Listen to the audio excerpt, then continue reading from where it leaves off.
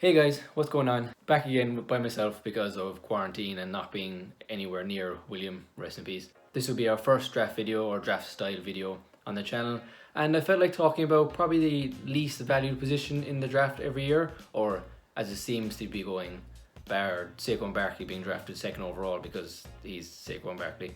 I'm going to talk about my favourite or the top 5 running backs in the NFL draft for me in 2020. So I'm probably going to start from the bottom, work my way up. Now, running back's always been, since I've started watching American football, it's been my favourite position. It's been the position I wanted to play when I was trying to join our team around here. It's always been the position that I valued, and they're always my favourite players to watch. Like probably my favourite player of all time is Adrian Peterson. Like when that MVP year 2012, I will have watched probably every year since it happened.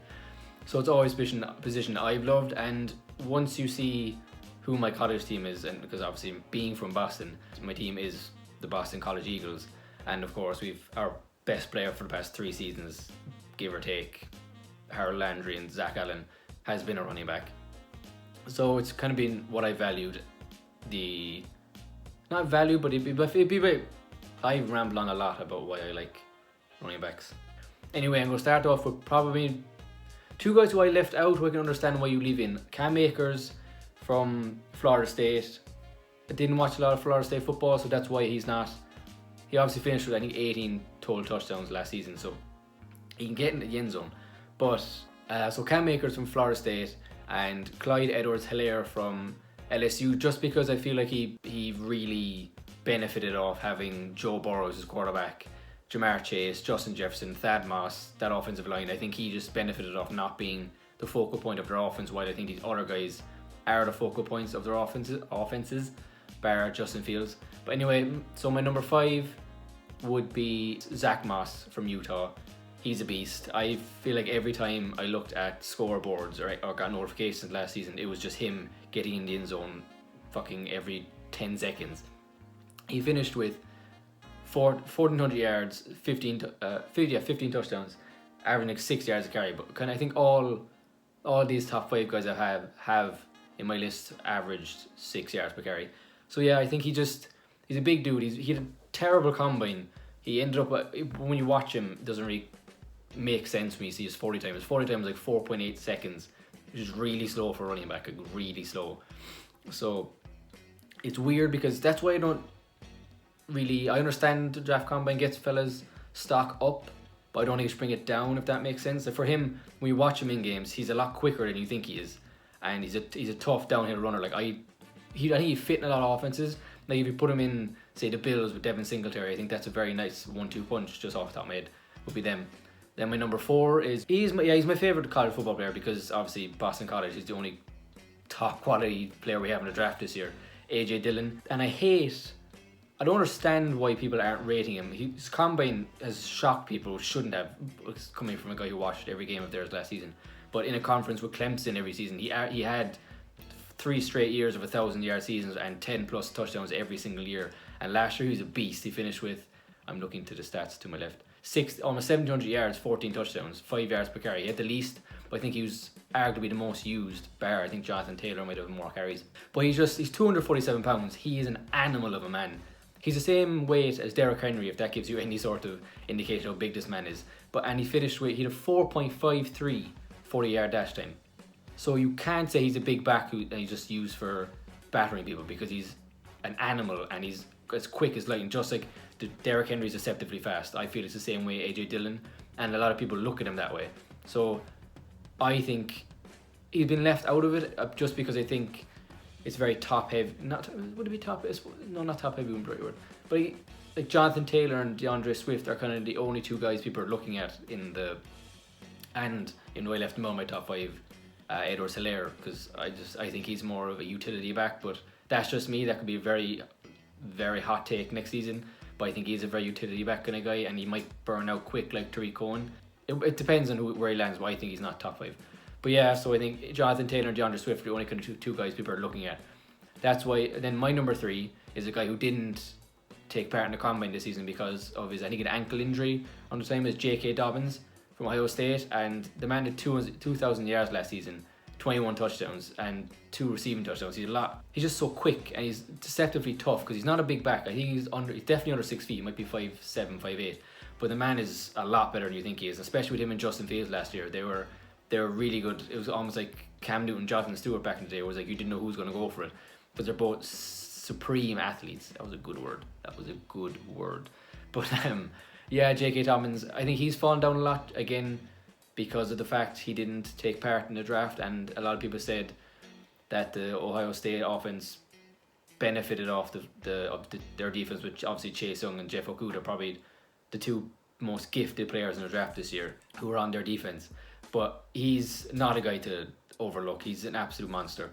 He's probably going to slip to the third round because the second round is probably going to be Jonathan Taylor and DeAndre Swift. DeAndre Swift might sneak in the first round.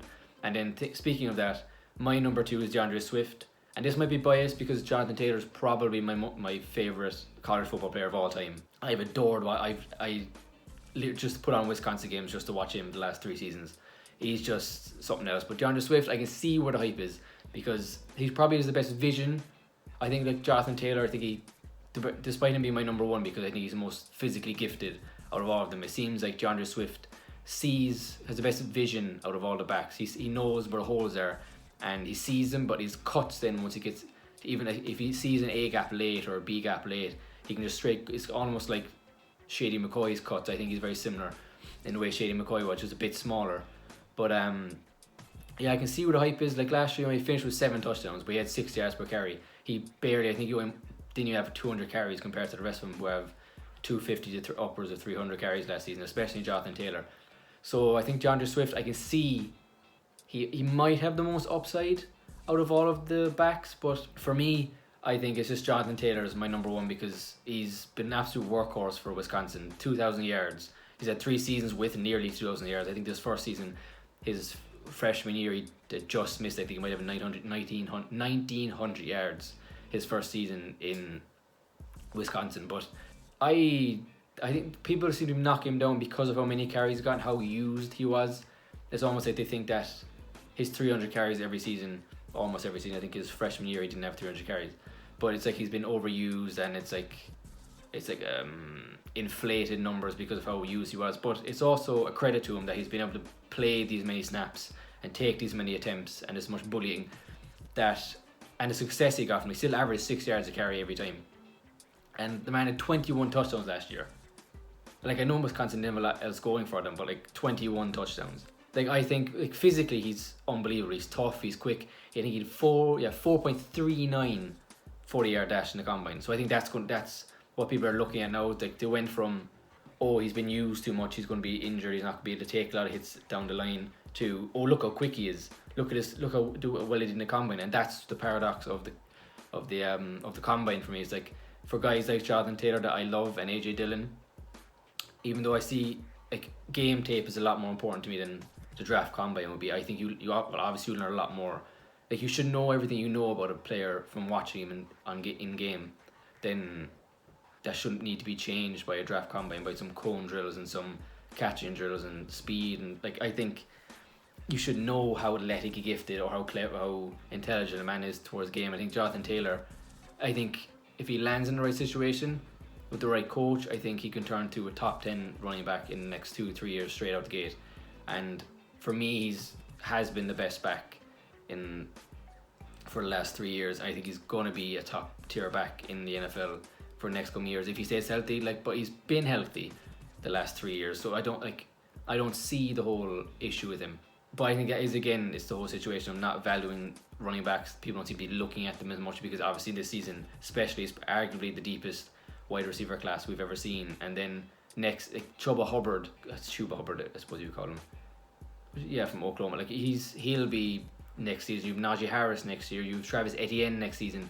So it's like every year seems we have top quality backs coming out of the draft, but they're being overlooked and doubted just because people don't care about the position as much. Like, I understand where it's coming from, but I don't see why you'd pass up on the likes of even DeAndre Swift or Jonathan Taylor, or get a similar, if you get a good offensive line and you throw in AJ Dillon behind it. Like, if the Cowboys got AJ Dillon, obviously they won't now because they could take him, but they have Ezekiel Elliott. They have two good backs in there, obviously. So AJ Dillon, but if he's in a situation with that with a strong offensive line, he'd be like a Derrick Henry.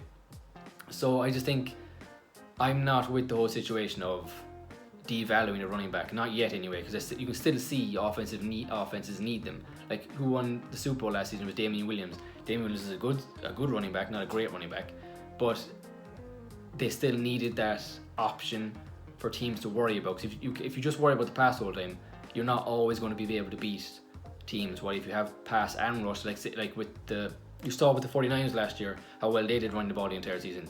You had Matt Breida, you had Tevin Coleman, you had Raheem Mostert. Like, you have all these top quality backs, dual threat backs, which I think it will be the way they're going. Like, that's why I can see why AJ Dillon AJ Dillon or Zach Moss isn't quite as highly rated as a DeAndre Swift or a Clyde Edwards-Helaire or Travis Etienne, because they're not as elusive, even though AJ Dillon for me is, but he's just 247 pounds, so people are going to look at him the same way as they look Derrick Henry, but even Derrick Henry is still doubted. So anyway, before I keep rambling on, that is my top 5 running backs coming out of the draft, and these are good. These are guys I've watched, especially Jonathan Taylor and AJ Dillon. I've watched every single game of them, and then for DeAndre Swift, I watched a lot of Georgia games last year. So like, I have a fair idea of how good these guys are, but that could mean I have a bias on who I think is better or who I think should get taken first. But I think it's not as deep, obviously, as wide receivers, because wide receivers you could probably get a top 3 wide out in the 5th round, while I think if you're going by talent wise, these guys will all be in the earlier rounds, if that makes any sense. Like, these kind of it's a big drop off from these 5 or 6 guys. But yeah, I think these are guys people should be looking at, and I think they will be almost immediate impact guys for when they get going or when they get introduced to offenses. So let us know if you want more draft kind of videos, because obviously the drafts, the date I'm recording this is the 12th, so it's on the 23rd. So it's still another 11 days, so whenever this goes out, so leave comments, let us know if you want more kind of draft style videos. I have a few more ideas to come up with, because I don't want to be talking about the Joe Burrows and the Chase Youngs and all this kind of stuff that we all know about already, and all these trade talks. I think they're oversaturated with all this kind of stuff. So I wanted to kind of mix it up and throw in the running backs that I don't think people are talking about. So thank you for watching. If you've stayed around this long, like and subscribe. Especially with the quarantine, we're still trying to keep it up, even though we're separate houses, so there won't be videos of us together. But still, we'll be getting stuff out. So thank you for watching, and for all the people who keep coming back. And see you next time. Peace out.